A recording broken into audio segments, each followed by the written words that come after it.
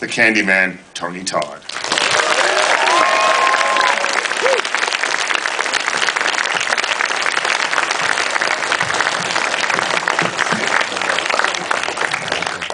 So you watched, were you here for the whole movie? No, not for the whole movie. I came in the last 15 minutes or so.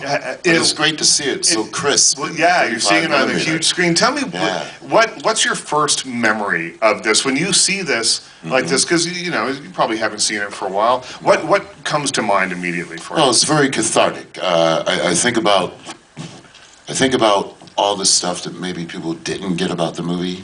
There was a big section that the studio balked about at the end that took place in the dungeon after Helen surrenders and before Candyman takes a baby, which was not me, by the way.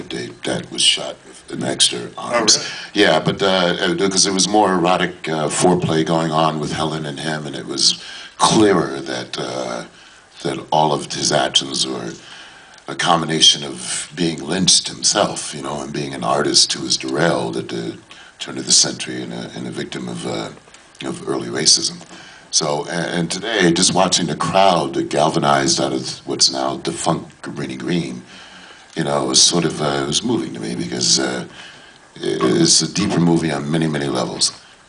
But, well, I remember, I saw the movie when it first came out. I've seen it a number of times since, but I haven't seen it for a while, which is why I sat through tonight. And I remember it being much gorier than it actually is.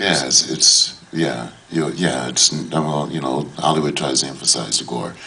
Yeah, but the thing, I think my point is actually that it plays on your mind in such a way that you think it's gorier than it actually is. I think I once counted about maybe 4 years after it opened. I only have 10 minutes of actual screen time, but he's talked about continually. It's about what you imagine and what the power of imagination can do for you. Well, when did you know that the character was resonating with people? When did that About 2 years after it opened, because cable was really prolific in those days, and I think they were airing Night of the Living Dead and Candyman almost every other night, and it was Christmas time, and when I was in Ohio with my daughter, with my kids, my son and my daughter, but my daughter in particular, and we were shopping, and it was the first time that we were out in public and we couldn't walk from one store to the other without people running up. And through the years, people have always gotten it wrong. Candyman, Sandman, Batman.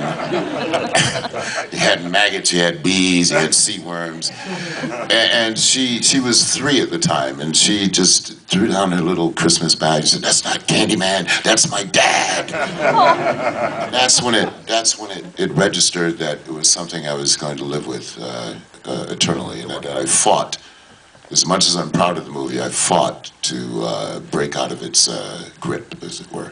And why so? I mean, I understand perhaps the idea of typecasting. Yeah, I'm a working actor, and I'm a character actor, and I want to be able to do as many different. I owe homage to Lon Chaney in The Man of a Thousand Faces. I try to change my look and change my perspective through what I know from the global travels that I've had the pleasure of going to. It's good to be back in Toronto. I haven't been here in 6 years. For the Morgue brought me up 6 years ago, and it's interesting because 20 years ago, the very second place we screened was in Toronto, I believe at the Bloor Street Cinema. Oh yeah. And it was. We knew then it was packed. The reaction was incredible, and we knew we had something then. There's so much to talk about with this, but I want to go back because this is the film that I think really made people say, "Oh, Tony Todd, I know I can put a name to the face." But Platoon is the movie that you say, playing Warren, is the one that really gave you your start. Oh yeah, it was my first film, and it was a film. When we did that, we spent 4 months in the Philippines, and we accurately did the boot camp as best we could do it without losing our limbs or our lives. But it was 4 weeks of intense firefighting, and I was a sergeant, so I got some of the privileges that meant that I could choose which MRE, meals ready to eat, that we could have. And I hated chicken a la king. But it was grueling. Insects, living in the same clothes for 4 weeks. And as we shot it, we knew we were onto something. But then all of a sudden, that film just took off, and we ended up winning 4 Oscars. And everybody that was in that cast, which included Forrest Whitaker, Johnny Depp, Corey Glover from Living Color, Charlie Sheen, you know, just William Dafoe. Everybody went on to a pretty formidable career. Yeah.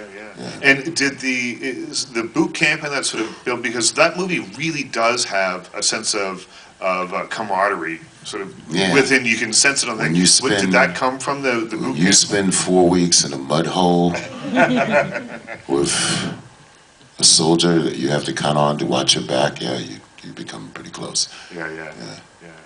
Now, I want to talk, because I'm going to turn it over to you guys in just a sec, but there's a couple of specifics about Candyman that I wanted to ask you. Well, first of all, who was changing the baby's diaper for the month? Candyman was not changing that baby's diaper for the month. Yeah, you know, I didn't even come in contact with that baby. That was something that was sort of an afterthought by the studio. They needed to confuse the water a little bit. Right. Now, the bee sequence, those are real bees? That was not CGI. Those are real natural bees. We had a crazy man on the set named Norman Gary, who was a bee wrangler. I didn't even know what that was until I met this guy. And then one day he says, don't worry. You know, I had to do tests for allergies and stuff. And he says, I want you to know these guys. There was 1 million bees on set. And he took me into, the bees had their own trailer. He says, and this guy was, I mean, I love him because he loved what he did. He was a fanatic about his work. And he says, that's Harry, and there's George, and Clifford, and, you know, literally, he could recognize him by either their butt or their whiskers or their stinger, I don't know. And they were supposed to be non-stingerless baby bees, right? Right, yeah, they had to be like less than 12 hours old or something. Yeah, something like that. Because Virginia Madsen's allergic to them. Right? Yes, she was. And she had to do hypnotism and stuff like that. But over the course of the 3 films, I actually got stung 26 times. Yeah, so. Sounds like you remember each and every one of those stings. Well, I had a great lawyer at the time, so we had a clause in the contract, literally, you know, I think it was like $1,000 a sting or something. Really? Yeah. Wow. But you were wearing like a mouth guard or something as well, right? It was basically a dental dam. Yeah. And before every shot, like that final shot when they're in the lair, it was, I mean, you know, it's 5 minutes before you shoot, you know. And in film world, seconds become hours and become minutes. You know, they say, okay, 5 minutes, hurry up and wait. Right. So are we really ready? Are we really ready? And then they would put the dam, and they would literally use a scooper and scoop them in, and then load them up in the jacket, and then I'd have to be still because he told me the more movement you make, the more irritated the bees may become. So I said, no problem, man. Yeah. Zen. Did you